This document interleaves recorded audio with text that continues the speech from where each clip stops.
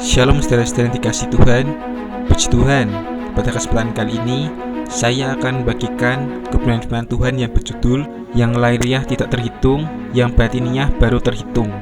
Dalam Roma 2 ayat 28 mengatakan, sebab yang disebut Yahudi bukanlah orang yang dilahirkan Yahudi, dan yang disebut sunat bukanlah sunat yang dilangsungkan secara lahiriah. Dan dalam Roma 2 ayat 29 mengatakan, tetapi orang Yahudi sejati ialah dia yang tidak menampakkan keyahudiannya, dan sunat ialah sunat di dalam hati, secara rohani, bukan secara hurufiah.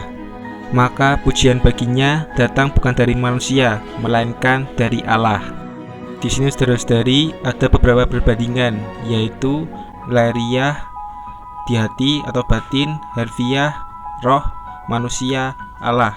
Melalui beberapa perbandingan ini, dengan jelas Alkitab memberitahu pada kita satu perkara, yaitu kekristenan bukan menekankan peraturan, liturgi, tata cara lahiriah, melainkan saudara-saudari, kekristenan menekankan hayat yang batini.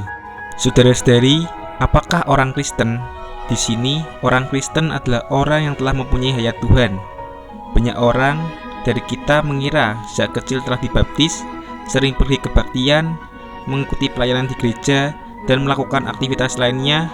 Mereka mengira dirinya adalah seorang Kristen. Benarkah demikian? Di sini saudara-saudari, Alkitab memberitahu pada kita apa yang dilakukan di lahir, apa yang diajarkan, yang dipelajari di lahir, semuanya bukan kekristenan. Orang Kristen adalah orang yang melakukan sesuatu dari batinnya. Orang Kristen adalah orang yang di dalamnya mempunyai hayat Tuhan. Dan Tuhan Yesus sendiri berkata dalam Yohanes 10 ayat 10, Aku datang supaya mempunyai hidup dan mempunyainya dalam berlimpah-limpah. Saudara-saudari, orang Kristen pasti ada hubungannya dengan hayat. Pasti bukan yang dilakukannya di luar, melainkan yang di dalam. Puji Tuhan saudara-saudari, hayat adalah pemberian Tuhan. Hayat adalah Tuhan itu sendiri. Di sini, bisa tidaknya manusia mendapatkan hayat tergantung pada pengenalannya terhadap Tuhan Yesus. Mengenal dia adalah anak Allah, mengenal dia adalah Kristus Allah, mengenal dia berasal dari wahyu Allah. Saudara-saudara dikasih Tuhan, kekristenan sama sekali bukan berasal dari manusia. Sebab itu, pandangan manusia, pendapat manusia tidak bisa menggantikan kekristenan. Kekristenan adalah wahyu, adalah orang yang mendapatkan wahyu dari Allah.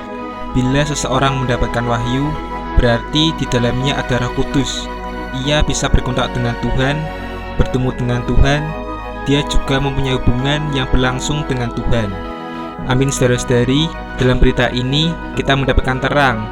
Kita tetap menekankan yang lahiriah tidak terhitung, yang batiniah baru terhitung dalam kehidupan kita.